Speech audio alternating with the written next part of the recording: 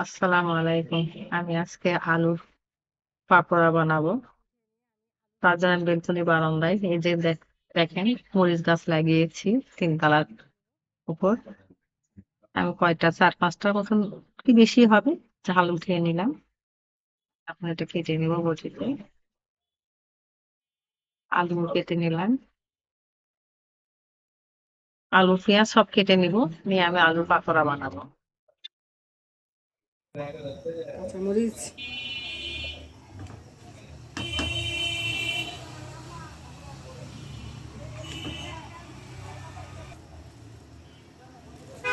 রান্নাঘরটা আমার মনে হয় রাস্তার সঙ্গে লাগানো, এই জন্য অনেক আওয়াজ হচ্ছে।